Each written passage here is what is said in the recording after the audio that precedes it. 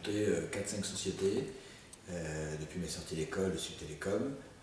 Et je les ai toujours vendues, fusionnées, lancées, notamment sur le territoire américain. Et en 2004, je me suis lancé avec 2 associés techniques sur un nouveau projet qui était la création d'un produit d'optimisation de flux web avec des technologies très innovantes et des concepts qu'on avait développés qui pouvaient révolutionner le marché. Point que nous avons réussi mi-2009. Et à ce moment-là, nous nous sommes rapprochés de Bouygues Initiative pour avoir l'appui notamment de gens qui avaient une expérience industrielle et un appui financier pour pouvoir lancer le marketing au niveau international. À l'appui de nos partenaires financiers et à leur aide industrielle et de très grands conseils, nous sommes passés de 6 à 24 personnes en un an. Nous sommes aujourd'hui structurés de manière assez classique avec une direction financière, une direction marketing, 2 business units, une polarisée sur ce qui est les entreprises et une autre sur les opérateurs télécoms, avec un centre de R&D commun à l'ensemble de ces business units. Notre business model est à 100% indirect et nous venons de lancer un bureau dans la Silicon Valley en partenariat notamment avec l'Institut de Télécom, avec Carnegie Mellon, qui est une des plus grandes universités américaines à la télécom. Notre produit permet de manière très simple d'optimiser tous les flux web, c'est-à-dire quand vous le mettez devant un applicatif web, tout ce qui va passer à travers va être divisé entre 4 et 10 fois en termes de volume, et le temps de réponse va être amélioré entre 2 et 10 fois. Donc ça c'est pour, je dirais, la partie entreprise des grosses sociétés comme Référence Cousin, comme Schneider, comme Pernod Ricard, Lafarge, Crédit Nord. Du côté des opérateurs télécoms, et nous avons pu réussir ce pari technologique grâce à Bouygues Telecom qui nous a fait confiance. Aujourd'hui, nos produits fonctionnent sur tout le backbone de Bouygues Telecom et divisent en moyenne par 2 tout le flux 3G Internet des mobiles et des smartphones. Donc on a des technologies qui, en termes de compression, sont très en avance par rapport à tout ce qui existe au monde. Donc on arrive à peu près à être 2 fois plus performant en termes de compression que nos compétiteurs. Et nous avons développé une technologie brevetée qui nous permet d'installer le produit directement sur le réseau en live, sans aucune modification du réseau, à contrario de ce qui se fait, qui demande beaucoup de modifications de réseau d'applications. Depuis 2 ans, la demande d'optimisation de flux web est énorme. Maintenant, on commence à voir apparaître une demande d'optimisation de flux vidéo sur Internet. Et donc nous allons sortir en septembre notre produit d'optimisation vidéo qui va diviser à peu près par 2 tout le flux vidéo qui passe sur Internet.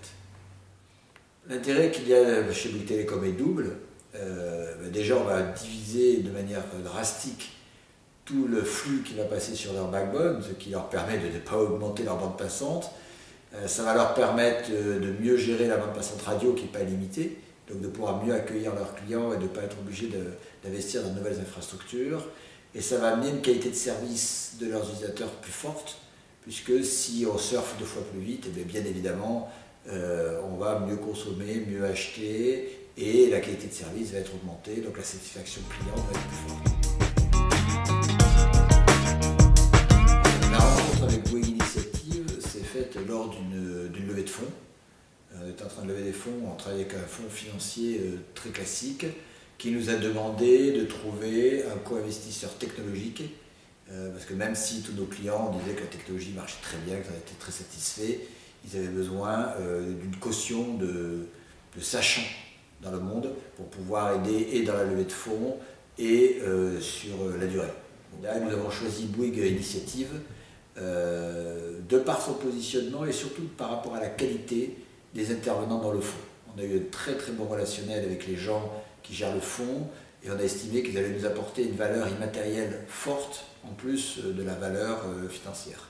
Et ça, c'était l'élément principal de notre décision. Il y a plusieurs sujets et plusieurs relations avec Bouygues Initiative. D'en dire une vision déjà stratégique, financière, de croissance de société, de prise de risque que nous partageons avec eux. Et surtout aussi, de par leur profil, une vision d'évolution technologique, de choix et de décision de partenariat ou non avec d'autres opérateurs, avec d'autres clients. Bouygues Initiative nous pousse vraiment à ouvrir notre techno, ouvrir notre marché, ne la réserve pas du tout à Bouygues, hein, c'est clair, et ça c'est très, très important. Donc ils nous apportent une vision technologique et stratégique que nous n'avons pas, parce qu'une petite boîte de 24 personnes n'a évidemment pas les informations mondiales que des comptes comme Bouygues peuvent avoir. Alors Bouygues Initiative nous aide à plusieurs titres. D'abord en termes d'introduction et de relationnel. Donc on a la possibilité d'avoir des entretiens et des rendez-vous avec des décideurs au plus haut niveau des plus grandes sociétés. Et ça permet vraiment d'aller vite et d'identifier s'il y a des besoins et des partenariats. Ça, c'est un apport matériel très très fort. Et ils nous aident aussi avec leur sagesse, on va dire, où souvent on a un peu peut-être envie d'aller plus vite que la musique et de prendre des risques qui pourraient être trop importants pour la société. Et ils nous apportent un recul et une sagesse, il n'y a pas d'autre mot, qui est très important pour nous. Ok. Et surtout un challenge. Alors, le challenge, il y a plusieurs points, il y a plusieurs voies. Le premier, c'est de bien réussir à transformer une société technologique en société marketing. Et c'est là où il y a beaucoup de morts et c'est très très très difficile.